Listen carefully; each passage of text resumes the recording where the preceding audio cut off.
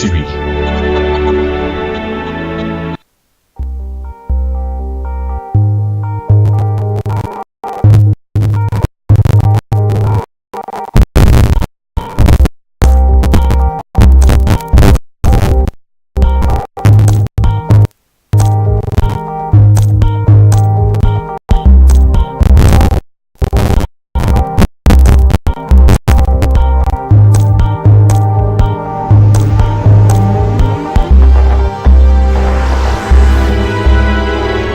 Canal Patrio, voz e imagen de la sociedad civil.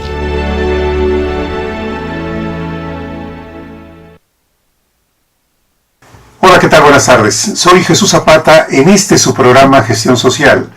Los saludamos en este jueves 26 de junio de 2014 con la amistosa presencia del licenciado en Economía e historiador Jesús Alberto Oliver Rodríguez. Bienvenido como siempre, Tocayo. Muchísimas gracias por esta invitación. Tocayo, siempre traes temas muy atractivos. Y yo te aprecio y te admiro la pasión, la dedicación, el estudio, la promoción, todo lo que tú haces para cada tema. Y hoy has escogido un tema titulado Historia de la telegrafía mexicana, del Morse al Mouse. Es interesante, de veras. Déjame hacer una mención. Yo soy de San Luis Potosí, con familiares ferrocarrileros. Y en aquel entonces no había la telefonía desarrollada como ahora. Y el sistema Morse era un medio de comunicación en ferrocarriles extraordinario. Son de los recuerdos que yo tengo. Uno de mis tíos, Emigdio Arce Tejeda, que ahorita ya es un hombre nonagenario, él fue jefe de estación. Y la responsabilidad en el transporte de los trenes parece muy simple, pero hay tantas cosas, hay muchas cosas que no conoce uno. Solamente como viajero sí lo pude disfrutar, sobre todo viajes entre San Luis Potosí y Valles, y regreso. Me tocaron todavía máquinas de vapor, Tocayo, todavía. Pero fíjate, te estoy hablando de los años 50, 60, donde el sistema Morse era un medio muy importante para envío de telegramas, en remesas de dinero a través de telegramas. Y cómo en estos 60 años, bueno, ahorita nos vas a platicar la historia, ha habido un cambio tan extraordinario, y me gusta mucho el título, del Morse al Mouse. Del Morse. Del Morse. En francés, todos los nombres que terminan en alguna vocal. No se pronuncia vocal. Si no está acentuada, no se pronuncia. Eso es. Nicole, se escribe Nicole. Nicole. Pero no se pronuncia es Nicole. Nicole. Y siempre los nombres femeninos se escriben más largo. André, con doble E, sí, es femenino. Ya. Con una E es masculino. Entonces, del Morse al François. Sí. Y François. François es masculino y François es femenino. Francisca. Por lo largo. Lo largo es... Ya. Son muy largas las mujeres. Platícanos de esta historia, Tocayo. Mira, la telegrafía, todavía a principios del siglo XX... Bueno, quiero hacer una serie... Primero, hacer una...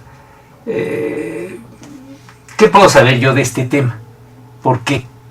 Porque el hecho de que seas historiador y economista no te da credenciales para tal o cual tema, ¿no? Sí. Lo que sucede es que yo tuve oportunidad de trabajar en muchos sectores a lo largo de mi vida, y uno de ellos fue a partir de 82.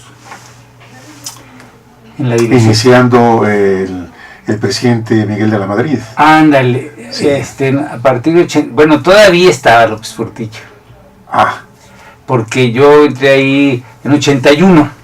Sí, entonces estaba ahí. Entonces, yo entré a la Dirección General de Crédito de la Secretaría de Hacienda, ya lo he comentado aquí. Sí. Y entonces, primero entré como un jefe de departamento del área de servicios, pero luego fui subdirector de comunicaciones, transportes y servicios. Entonces en servicios estaba el Departamento de Distrito Federal, la educación, la salud, son servicios, Sí. el Hipódromo de las Américas y todas aquellas empresas que hicieran uso del crédito público. ¿Ok? Sí, sí. Las dependencias no hacían uso del crédito público de manera directa. Era el gobierno federal. Entonces yo llevaba las empresas que hacían uso del crédito público del sector comunicaciones, transportes y servicios. Entonces ahí yo estuve un par de años. Y pues, vi teléfonos y los satélites y algunas cosas, vi más transporte aéreo, que otro día platicaremos de eso, carreteras, ferrocarriles, o sea, pero de comunicaciones lo llevé un par de años. Pasó el tiempo y muchos años después, digamos a mediados de los años 90, entré a trabajar a Telecomunicaciones de México como gerente de comunicación social. Entonces, entre otras de mis funciones, como estábamos muy cerca del 150 aniversario del primer telegrama enviado de Nopaluca de la Granja, Puebla, a México, entonces se hicieron muchas cosas alrededor de eso que me culturizaron a profundidad sobre las telecomunicaciones. Por ejemplo, Canal 40 hizo un video con la historia de las telecomunicaciones, ¿no? O sea, desde el tan-tan, si tú quieres, Sí. hasta el satélite, ¿no? Y luego se hizo, el Servicio Postal Mexicano hizo un timbre conmemorativo de Samuel Morse, no, miento, de Juan de la Granja, porque era el 150 aniversario de la telegrafía en México. Ya.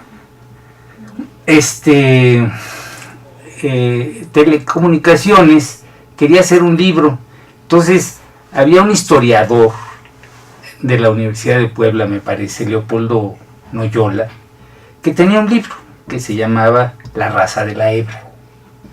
La raza de la hebra. La Qué original el Sí. título. Entonces Leopoldo Noyola tenía su libro, ¿no? Y Telecomunicaciones le compró el libro.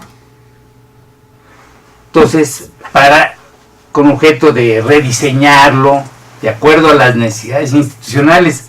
O sea, no era...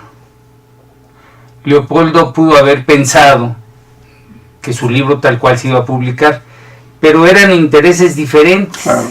Entonces el libro sí sirvió, fue una investigación muy buena, pero sirvió para que se trabajara sobre esa base y se extendiera y se hiciera. Entonces él no era un tecnólogo, era un historiador. Y el director de telecomunicaciones pues era un ingeniero. Entonces pues, realmente estaba muy metido en las cuestiones tecnológicas, Sí, tecnológicas. los antecedentes. Tal. Entonces, y yo era el editor.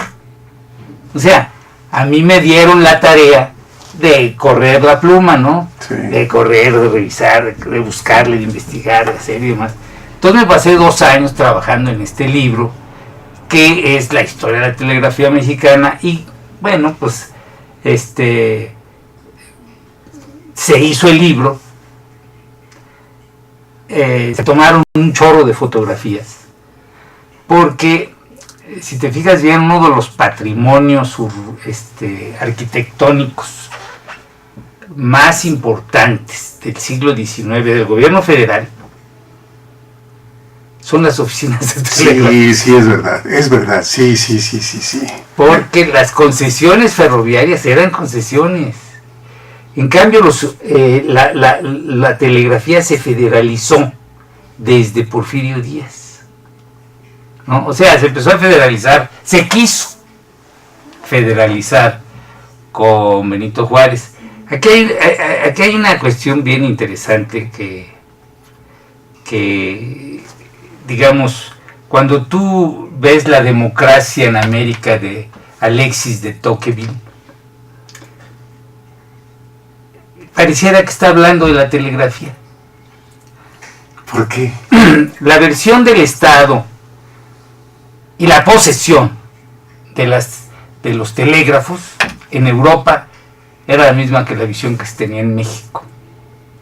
Sin embargo, en Estados Unidos, después de la Guerra de Secesión 1860, para 1865 ya surge Western Union como una empresa privada. Entonces fíjate cómo los conceptos sobre las empresas pues, son muy diferentes. Ya no hagamos Europa para allá, entre México y Estados Unidos, ¿no?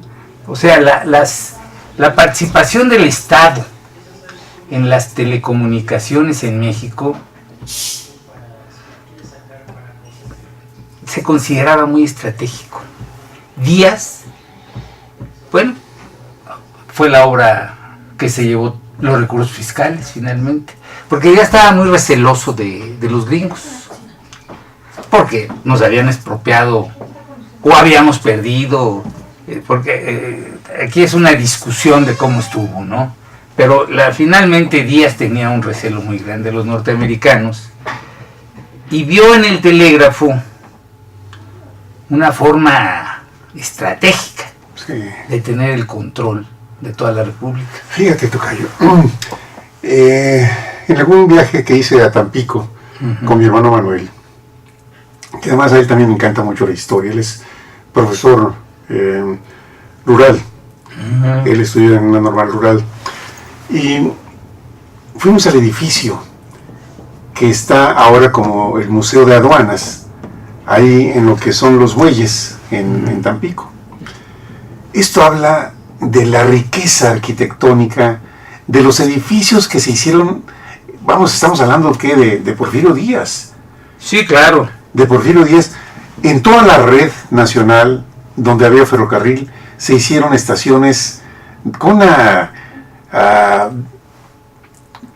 gran, me atrevo a pensar, belleza arquitectónica. De veras, edificios que destacaban, y ahí están inclusive, abandonados. Muchos de ellos abandonados. Lo que pasa, si, perdona que te interrumpa. Sí. Lo que sucede es que la telegrafía era la gran avance tecnológica de la época. Ah, vaya. O sea, ¿te acuerdas de este cuate que se apellidaba Cantoya? Tenía un nombre largo que ahorita no me acuerdo. Sí. Lo traigo en el acordeón, pero ahorita. Este hombre fue telegrafista. Ya. Y era muy elegante. Ah. O sea,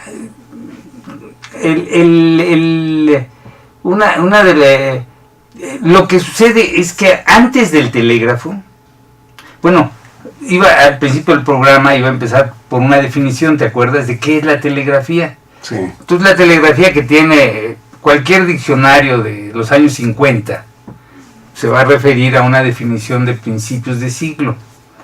Va a decir, la telegrafía es el arte de transmitir el pensamiento o las ideas del ser humano a distancia.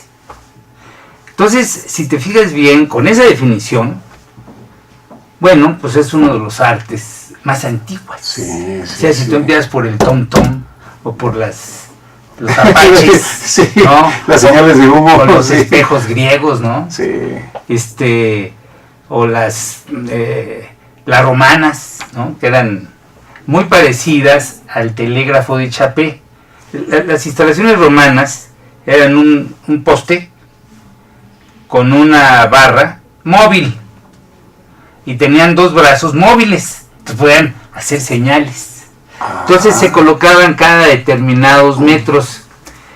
Esa referencia, para mi gusto de origen romano, es la que se conoció como el telégrafo de Chapé en Francia, o de Chap, y que incluso llegó a México, o sea, en Veracruz, dado que era el puerto. Sí. La comunicación de tierra con el mar era muy importante.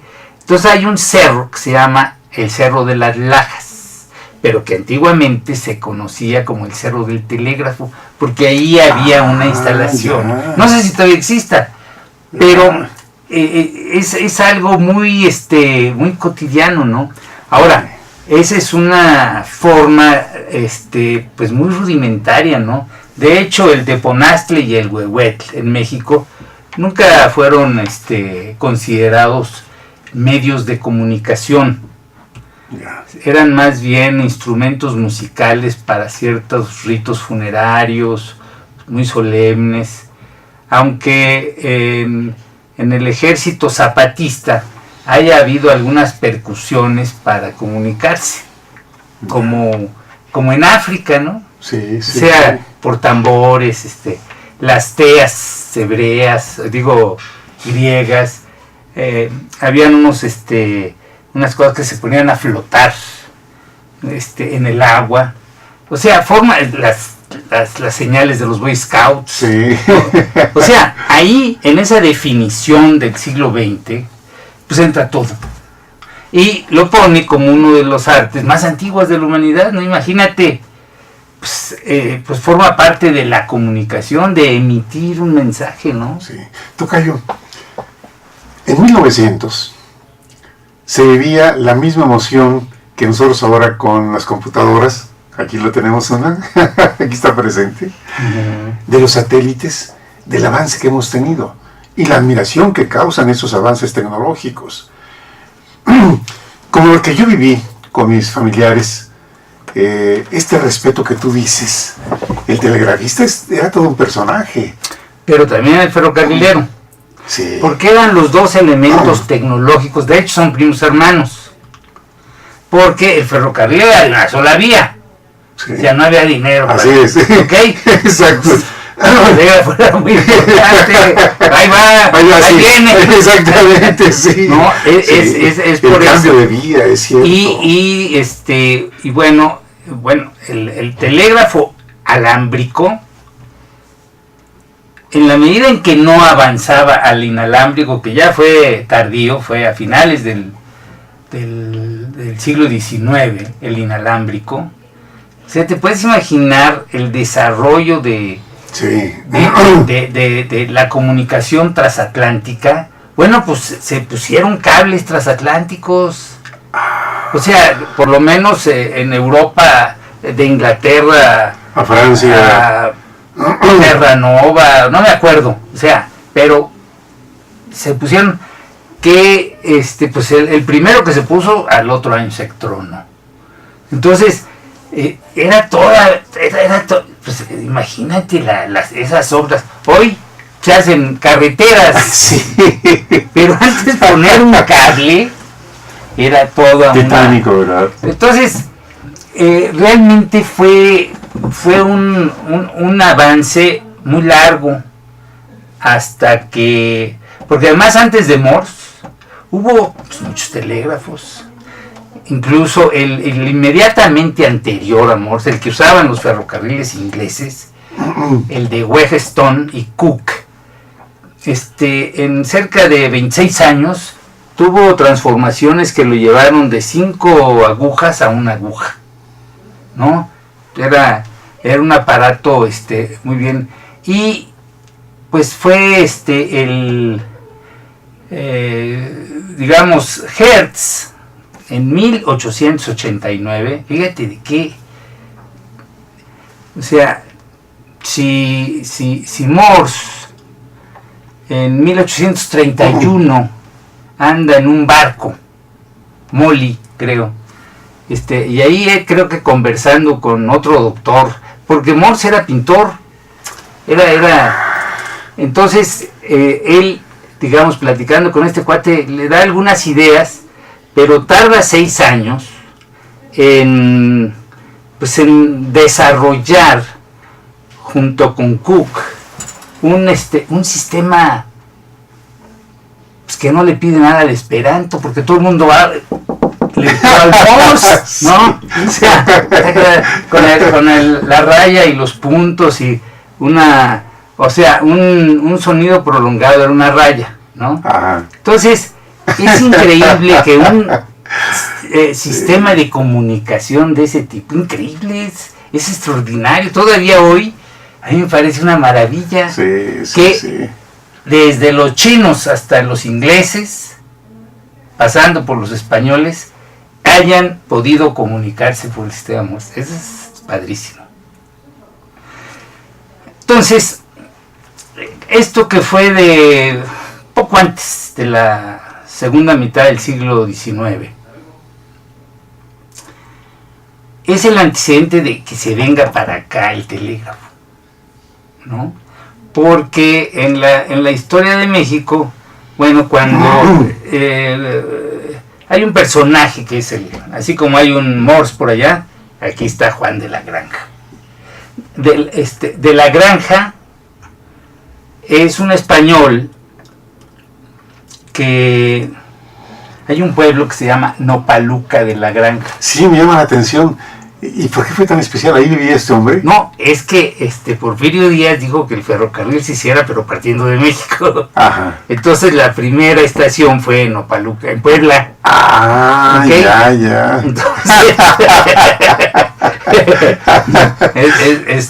Entonces, no, pues Porfirio Díaz las cosas, lo más elegante, lo más distinguido, o sea, el ferrocarril y el telégrafo, pues que empiecen desde aquí.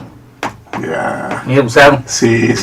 También cuando llegó el cine, el artista más emblemático del cine era Porfirio Díaz. Porfirio Díaz con su gabinete, montando a caballo en los pinos. O sea, el cine, el personaje más emblemático era Porfirio Díaz. Entonces, él estaba con el ferrocarril, estaba con el telégrafo, estaba con el cine, estaba con todos lados.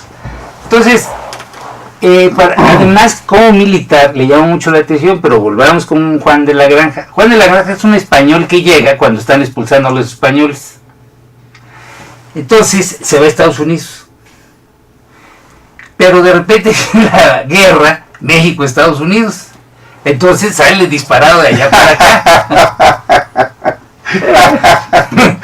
Entonces, cuando llega aquí, él allá tuvo alguna representación del gobierno de México, de tipo, ¿cómo decírtelo? Como corresponsal, una cosa así, con los conservadores, ¿no? Pues era la época. Entonces, Juan de la Granja, al venir a México, solicita la primera concesión del telégrafo. Y la consigue, o sea, sin mayor problema. Fue diputado, digo, aún con esos antecedentes. Entonces, Juan de la Granja establece la primera estación de telégrafos de Nopaluca de la Granja para acá, pero es alámbrico. Alámbrico porque estamos hablando de 1844, más o menos. Y Hertz es de 1889. Y Marconi, el genio, porque para mí es un genio ese cuate, es el que inventa y opera y hace la inalámbrica. 1901. Hay una anécdota de que la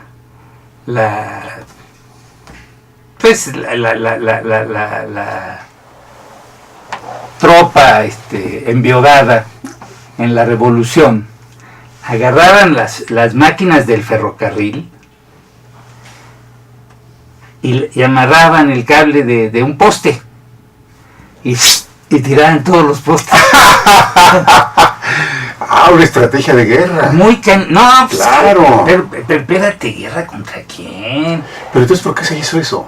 Por bárbaros, por sonsos, o sea, destruían un patrimonio que le servía a todos. Entonces Madero, en un momento determinado, para evitar eso, para contenerlo, dijo, al cabo ya va a ser inalámbrico la telegrafía, o sea que ya hacen lo que Pérez Prado, ¿no? No, o sea, la telegrafía alámbrica duró pues, poco más de medio siglo, porque la inalámbrica empezó a funcionar pues a partir de, yo diría del siglo XX, ¿no? No tengo exactamente, pero ya en 1901 la telegrafía inalámbrica con los barcos, pues se volvió la base, ¿no? O sea,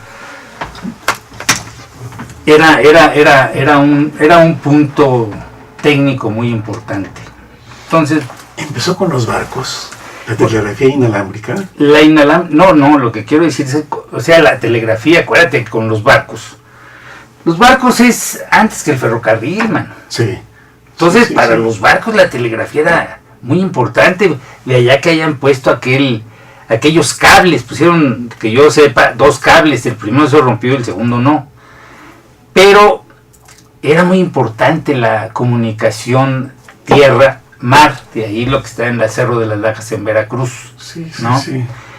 También lo fue para el ferrocarril, al punto que, bueno, los ferrocarriles fueron concesiones inglesas. El primer ferrocarril que corre en el planeta es inglés y es en el año de 1823. En México, el primer tramo se hace como por 1850 hacia Veracruz, o sea, se inicia, pero definitivamente el desarrollo del ferrocarril es a partir de la paz porfiriana en 1872. Es ahí, a partir de entonces, Vaya. que se empieza a desarrollar no solamente el ferrocarril, también su hermano gemelo, el telégrafo. Y el telégrafo... Que fue una gran obra que hizo Porfirio Díaz. Vamos, visto así históricamente, fue un visionario. Sí, pero fíjate que aquí te voy a decir una cosa, mira. ¿Qué hubiera pasado si en lugar de haber federalizado los telégrafos, lo hubieras dejado en concesiones? Digo, de todas maneras lo ibas a utilizar. Claro. Pues no hubieras cargado con el costo de la obsolescencia del inalámbrico. El gobierno de Estados Unidos no cargó con eso. ¿Quién cargó con el costo del sobredimensionamiento petrolero en México? ¿El sector privado o el sector público? ¿Ya me entiendes? O sea, son conceptos de Estado diferentes. Desde la óptica de Porfirio Díaz, era muy importante, y entonces le dijo al secretario de Fomento, que era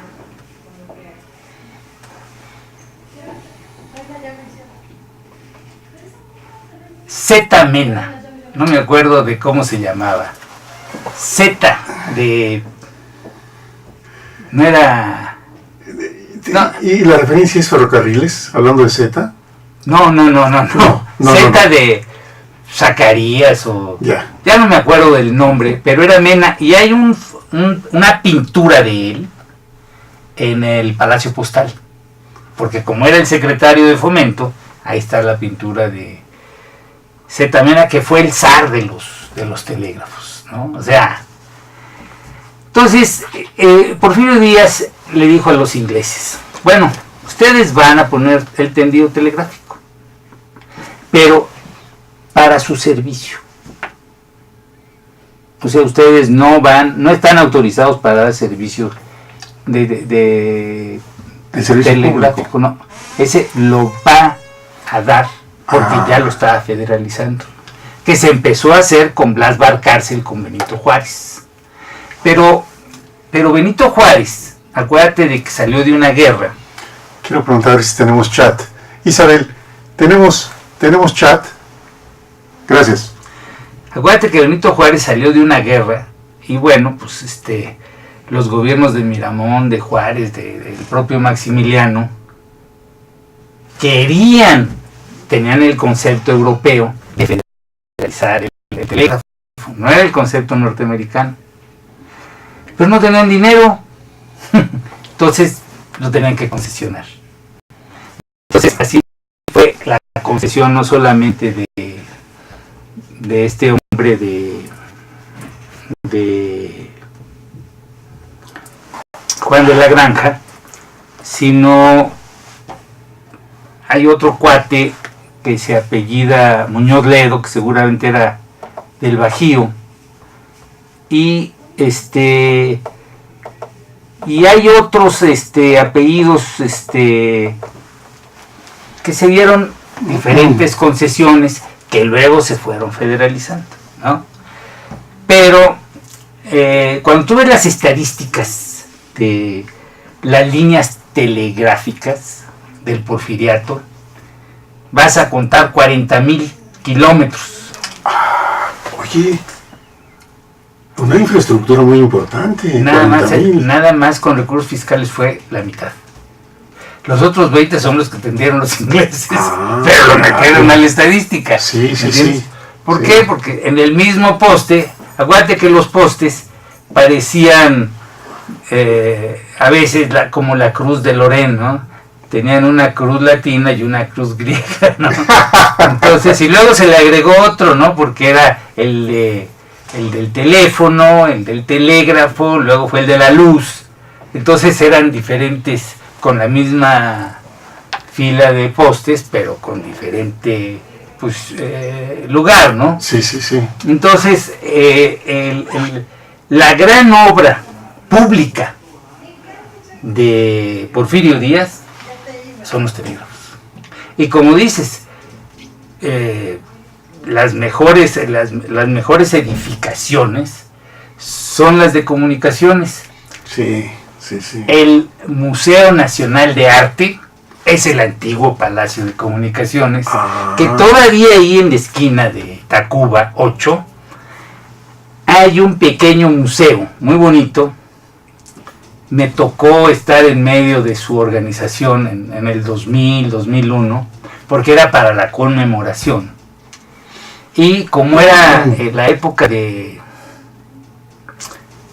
López Portillo, el sindicato un poco tratando de congraciarse con Margarita, pues un día le invitó para que conociera el edificio de telégrafos, ¿no? De las comunicaciones. Y entonces Margarita dijo, sí, mío, para el museo. Sí. Y entonces ellos reclamaron que ese fuera, digamos, ese espacio de la antigua oficina de telégrafos comerciales, que fuera de telecomunicaciones entonces, pero que además fuera una oficina en operación. Cosa que que yo sé no fue. O sea, hoy creo que ya lo abrieron, porque esa fue un sujeto de una discusión fatigada, ¿no? Y bueno, es una exposición muy bonita que da muestras de cómo han ido variando los equipos de la telegrafía. ¿En qué parte está del edificio? Porque lo que es ahora el museo Nacional de Arte. El Museo Nacional de Arte. Tú lo ves de frente. O sea, si tú estás en el eje central. Sí, das vuelta a la derecha. Vas sobre... ¿qué calle es? Tacuba. Es Tacuba. Tacuba. Entonces tú ves el Museo Nacional aquí a la izquierda. Sí. Hay un restaurante que se llama Los Girasoles. Sí, exactamente. Bueno, pues antes de Los Girasoles, a mano izquierda, en el cuerpo del edificio. Bueno, ahí funcionó todavía como oficina de telégrafos hasta... En los años 60. Más, yo creo todavía, ¿no? Bueno, pues yo me acuerdo de fotos de los años 60 de telégrafos. Sí. ¿No? Funcionaba como... Ibas a poner telegramas ahí. Sí, entonces... Pues realmente y esa parte está como museo de telégrafo, el museo de telégrafos. Es un museo de sitio, ¿no? Vaya. Y Bueno, es importante ver cómo el telégrafo alámbrico sobrevive en México al punto de que se habla de la raza de la hebra, ¿no? Porque la radiocomunicación empieza en Estados Unidos hasta los años 20, más o menos. Aquí vendrá con Calles en 24, ¿no? Que ya Calles ya daba sus informes por radio, que era un avance fenomenal, ¿no? O sea, de alguna manera los presidentes de México, y aquí nuevamente Díaz es el ejemplo, pues utilizaban todo lo utilizaban, ¿no? O sea, si entonces era el telégrafo, bueno, acá era el radio, como Miguel Alemán utilizó la televisión, ¿no? Yeah. Y el telégrafo no solamente es el primo hermano del ferrocarril, sino es el antecedente del teléfono, que Graham Bell lo registró como un adelanto de la telegrafía. Y era un conete negro así, con una pieza de metal redondo, casi como que ladrabas ahí en el cuello para comunicarle, ¿no? Y bueno, el teléfono tuvo el rechazo, fíjate, todavía en 1986. Era difícil tener un teléfono. 1986. Ay. Era difícil. Yo viví una temporada en un suburbio rumbo a la Federal, a Cuernavaca, en San Andrés Totoltepec. Y tengo un amigo carpintero que conocí porque me ayudaba mucho. Y él me decía que un día fueron los de teléfonos a ver quién quería teléfono ahí en el pueblo. Y la gente decía, ¿y para qué? Dice, para hablarle a los borregos, dice. O sea, todavía había una mentalidad bizarra respecto a la utilización del teléfono. En relativamente poco tiempo, si tú te fijas, de 80 a 2014, güey, estamos hablando de 35 años. Un avance. Ha habido un cambio. Total. Pero completo. Porque fíjate, el telégrafo alámbrico le dio paso al inalámbrico, le dio paso al teléfono, le dio paso a la radiotelegrafía, a la radiocomunicación, Sí. le dio paso a la televisión, le dio paso a la comunicación vía satélite. O sea, en realidad el telégrafo, el telex, fue la tecnología que nos pasaron los norteamericanos en 42 con motivo de la guerra, que era lo moderno. Entonces el telex es la tecnología de la época de la Guerra Fría. En 1962, cuando en Cabo Cañaveral, Kennedy hizo la primera llamada de teléfono vía satélite, en 62. Ah, claro. En 1960. What had God brought? ¿Qué nos ha dado Dios? Eso mismo dijo Samuel Morse en el primer telegrama. En el primer telegrama.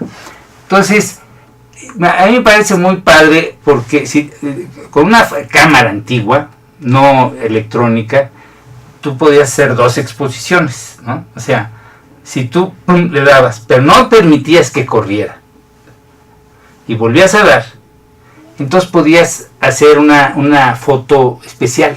Por ejemplo, yo hice una en donde puse aquí una clave Morse y me tomaron la foto. Y luego moví y aquí estaba un mouse y me tomaron la segunda foto. Entonces se ve un desplazamiento del Morse al mouse. Yeah. Es la historia de un dedo, ¿no? Entonces,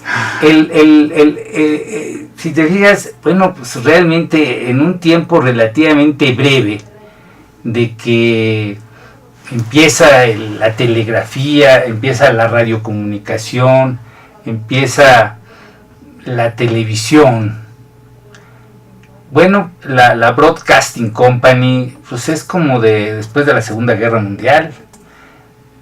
Y para 68, México transmite a todo el mundo los Juegos Olímpicos.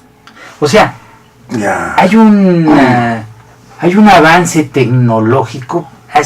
Bueno, considera que Hertz, el de las líneas, las ondas hertzianas, no las inventa, las descubre, o sea, porque están aquí en el medio ambiente en 1889. O sea, de ahí para acá, ahí está la base de esto. Qué maravilla, qué maravilla. Y pensar que con unos aparatos ahora telefónicos. Sí, no, es increíble porque inalámbricos. Con el módem, ¡pum! Ahora, si transmitir el pensamiento humano por medio de una clave Morse, bueno, pues tenías que ir a una oficina de telégrafos que en algún momento los fusionaron para ahorrar dinero y hubo un gran problema. Pues ahora todo el mundo al mandar un mail, eres un telegrafista informático, sí, o electrónico. O sea, ya todo el mundo es telegrafista. Con otro, ¿no? De que el ciberespacio, bueno, el hombre tiene, te decía, es el arte de transmitir el pensamiento humano a distancia. Oye, pero el pensamiento humano tiene cosas buenas, malas, regulares, interesantes, tanto en hombres como en mujeres hay cuestiones de tipo sexy, como le quieras llamar. O sea, entonces, ¿qué pasa? Que ha habido una evolución. Yo tengo internet desde 96. En 96 contraté internet a una empresa. 96 a 2000 son 4, ¿no? A 2000, hace 18 años se usa internet. Son un chorro de años ya. Sí, sí, sí. Pero además, ahorita que acaba de salir el iPhone 6. El iPhone 6 es una computadora, pero teléfono, todo. O sea, estamos... y por supuesto, ¿podríamos hablar de la globalización sin internet? Bueno, no o sea, no, porque ese es sinónimo de la modernidad. Yo creo como historiador que la globalización siempre ha existido, ¿no? O sea, a Gabriel García Márquez le dieron el premio Nobel porque un día, hizo una novela muy chistosa que seguramente estudió repetidamente a Juan Rulfo para poderla hacer, ¿no? Entonces, pero una de las anécdotas es que un cuate se mete se encierra en un cuarto y está ahí días, estudia. Y un día sale con cara de iluminado diciendo, con un astrolabio que le había vendido un cuate que traía cosas del otro lado del río, dice, el mundo es redondo como una naranja. Y todo el mundo la abuchea, ¿no? O sea, sí. Y entonces viene el que le vendió el astrolabio y pondera y dice, no, deben de ponderar la inteligencia. Y un cuate que con un simple astrolabio ha llegado a la conclusión a la que se ha llegado científicos de hace muchos años y que él no lo sabía. Entonces, en realidad, la globalización es un hecho.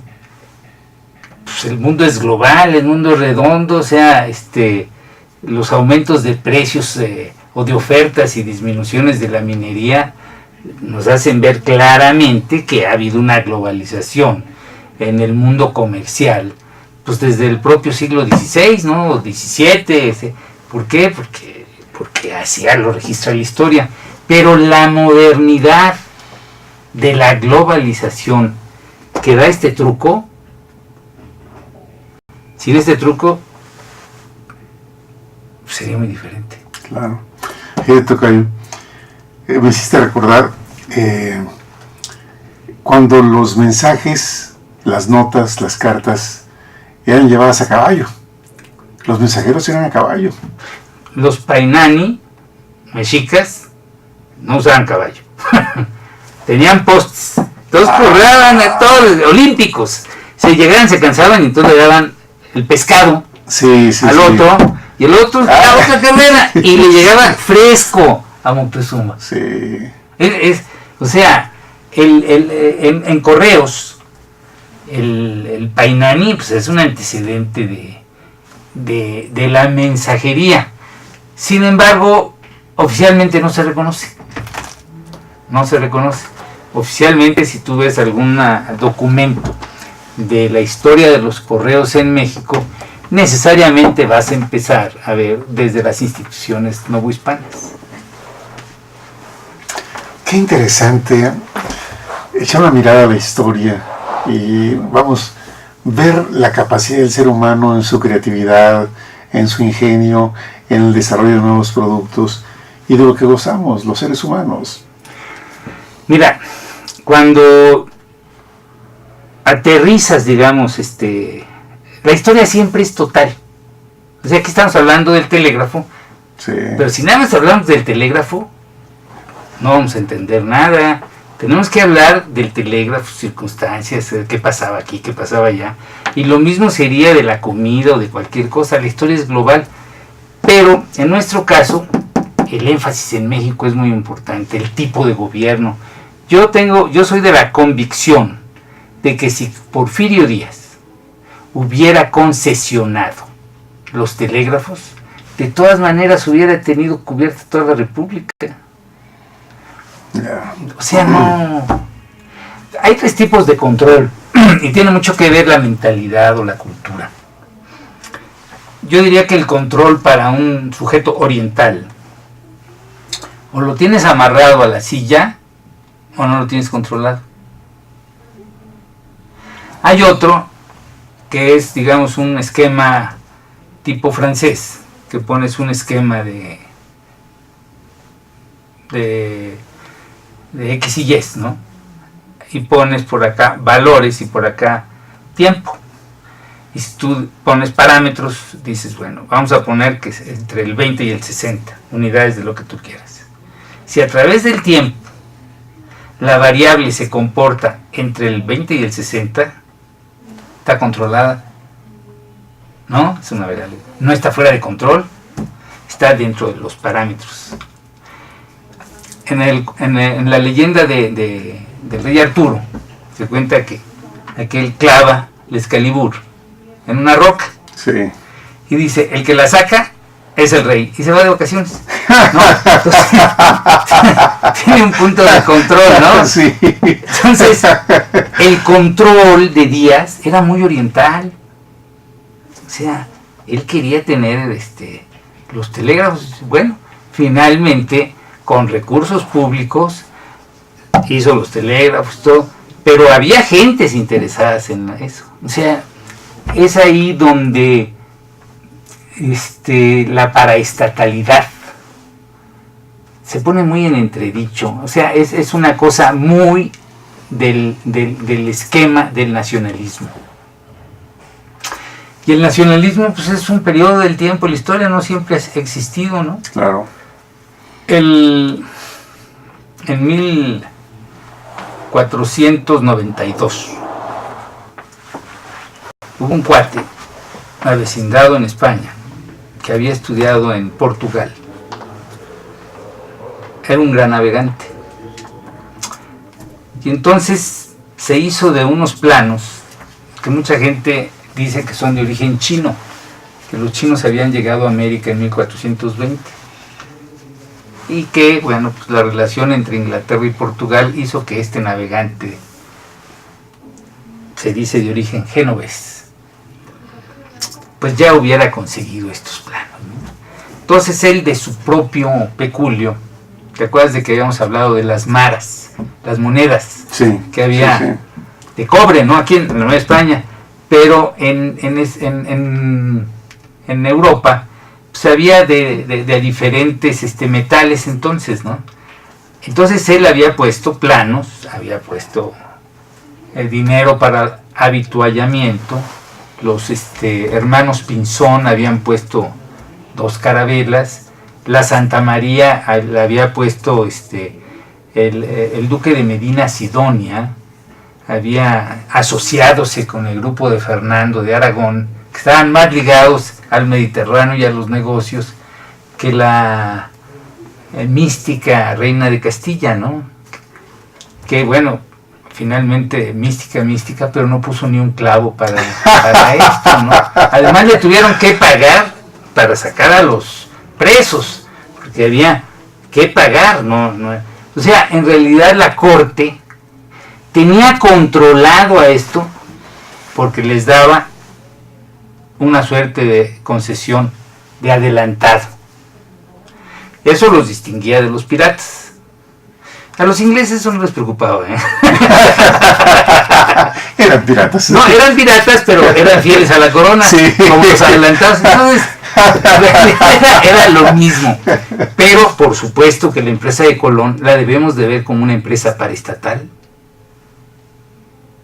Y que finalmente la corona, el imperio español, se desarrolla a través de las empresas de los particulares. La Western Union, 1865, controla 186 países y facilita el movimiento de capitales a nivel mundial. 186 países, Exacto. Western Union. Entonces, es que yo creo que sí es muy importante la mentalidad. Y nuevamente cito a Alexis de Tocqueville, porque en el libro ese que generó, me parece, en el siglo XIX, que se llama La democracia en América, él dice que la democracia en Europa, todo el mundo está ligado al rey. Es una cadena de eslabones, todos enlazados. En cambio, en América, todos los eslabones están sueltos. Entonces, sí, es muy interesante ver esto. Y hoy, bueno, pues yo no estoy muy claro de cómo está la discusión de todas las reformas que se están dando en el Senado, porque son negociaciones, ¿no? Sí. Y como toda negociación, cambia. Hoy, ayer estábamos, bueno, pues salió a la luz pública lo de Purita Carpinteiro, ¿no? Pues diciendo que iba a ser un gran negocio y no sé qué. Y bueno, pues sí, ahora ya no son los medios de comunicación masiva, son los medios de acumulación masiva, ¿no? ¿No? Porque, medios de acumulación masiva, porque sí, el hombre más rico del planeta, sí, compró bueno, se compró o le cayó del cielo, como le quieras mencionar, pero tiene la empresa de teléfonos más grande. Y las inversiones de tierra, pues he leído trabajos que dicen que el 30% no se cobraron, pero sí pasaron junto con el resto de los activos. Y ahora se me hace un poco complejo, si no eres un tecnólogo, ver cómo fragmentar un monopolio. Sí. ¿No? Y ahorita que venía caminando decía, parece que la legislación está dedicada para Televisa. Entonces, como que sigue habiendo, como decía el clásico, pese a la dominación, la lucha continúa entre televisión vía satélite, ¿no? Así se le puso a partir de que los programas empezaron a utilizar, porque antes era, antes no era Televisa, tenía otra denominación cuando no era vía satélite, ¿no? ¿Televicentro? Ándale. Televicentro, pero Televicentro era la locación. Pero en fin, finalmente creo que la historia del telégrafo, bueno, pasa por, empieza a tener un amplio desarrollo en el siglo XX, a principios del siglo XX, por el desarrollo que tiene con la navegación, el inalámbrico. El inalámbrico es con el que tiene, digamos, porque tú puedes comprender que hay muchísimo más naves que ferrocarriles. Sí. Actualmente, no sé cómo andan los números, cómo se comunican los barcos, no digamos los que tienen gran tecnología, pesqueros. ¿Qué tecnología tienen los pesqueros, si es que ya la adoptaron, para tener un GPS, un sistema de control? Porque de repente se pierden y por más helicóptero y barco que vaya en la búsqueda, sobre todo la Marina, que es la que hace este trabajo, y no los encuentra, es porque no tienen un sistema de localización, de comunicación. No, pero ahora ya el GPS lo traes en el celular. El GPS ya es un artículo ya no es una cosa así fuera, no. El GPS, cualquier cuate de la tripulación trae un GPS. Lo que yo no sé técnicamente es si estando en alta mar la señal de satélite llega a los celulares, no sé. Claro que sí, porque hay más de 200 satélites que están por la ruta del Ecuador dando vueltas y todos tienen coberturas. En México tenemos, acuérdate, desde Landsat, el pájaro madrugador, y luego nosotros rentábamos espacio en esos. Luego mandamos el Morelos 1 y el Morelos 2, sí. Y se creó una empresa de satélites mexicanos que luego se vendió. Ahorita ya es privada y entonces ya lanza los satélites y se los renta, le da el servicio a televisión y al gobierno y a todos los usuarios, ¿no? Entonces, hoy, o sea, los satélites es la forma de comunicación. O sea, es así como antes, no sé, estaban los postes de chapé. Sí. De aquí para acá una señal, de acá. Pues ahora la señal va para allá y la mandas para donde quieras. O sea, los sistemas de localización de autos robados, sí, los sí. sistemas de localización de naves, los sistemas de localización de lo que sea, es vía satélite. Y obviamente los atlas han avanzado todo de los años 60 para acá. Todo lo que no avanzaron antes, lo avanzaron en 10, 15 años, ¿no? A ver, ¿qué tenemos por ahí? Saludos desde no sé dónde. A ver, tenemos chat. A ver qué dice el mensaje. Saludos desde... La ciudad de Puebla. Ah, ¿quién firma? ¿Quién desde... Yolanda, te apreciamos muchísimo que estés siempre presente con nosotros. Ella es la directora de la prepa UPAEP Sur, allá en Puebla. Y ella recientemente estuvo en Estados Unidos porque la validación de los estudios de la UPAEP están ahora muy ligados con convenios de carácter internacional, en este caso con Estados Unidos. Y vamos, ella como directora está muy al pendiente del crecimiento de su unidad, de su preparatoria. Bueno, pues bien, muchas gracias por el... Sí, además ella está siempre muy presente con nosotros. ¿Qué otro mensaje hay? ¿Qué más dice? Oscar. ¿Qué dice el mensaje, Isabel? Listo.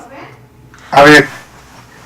Oscar, un afectuoso saludo, soy su seguidor. ¿Quién sabe qué?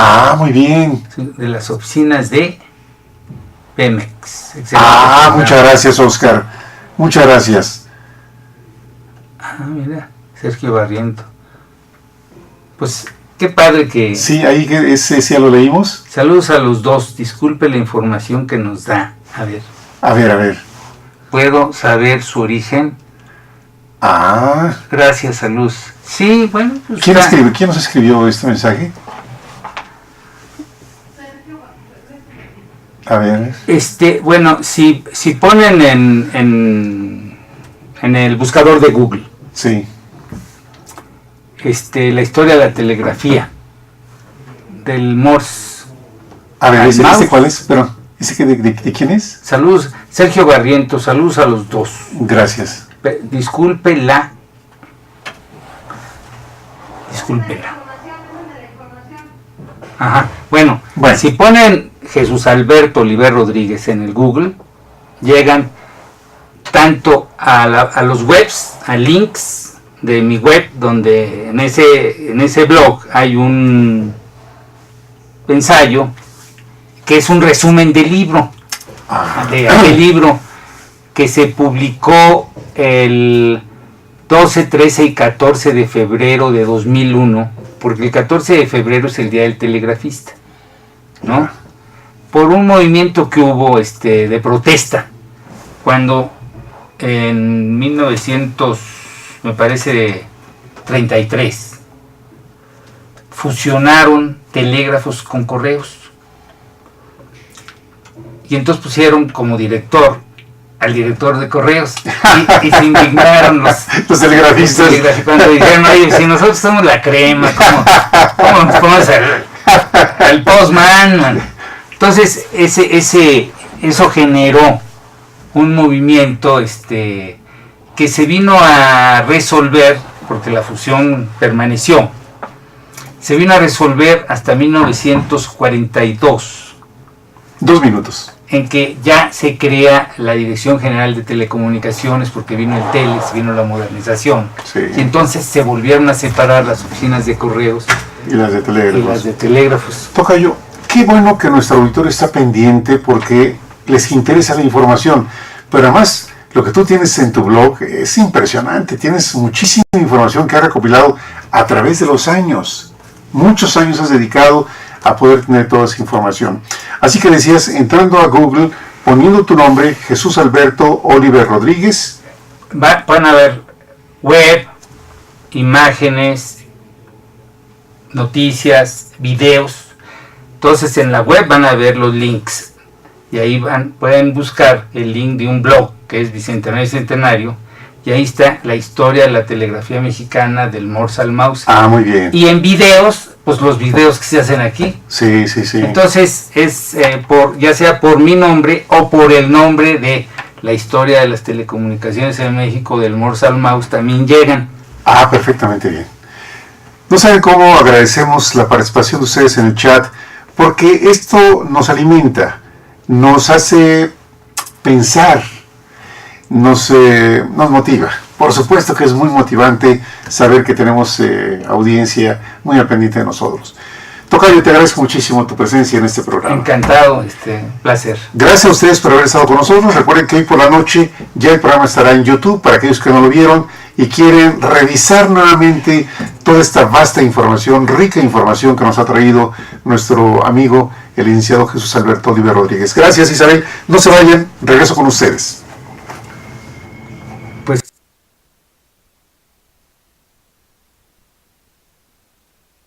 Canal Patrio, voz e imagen de la sociedad civil.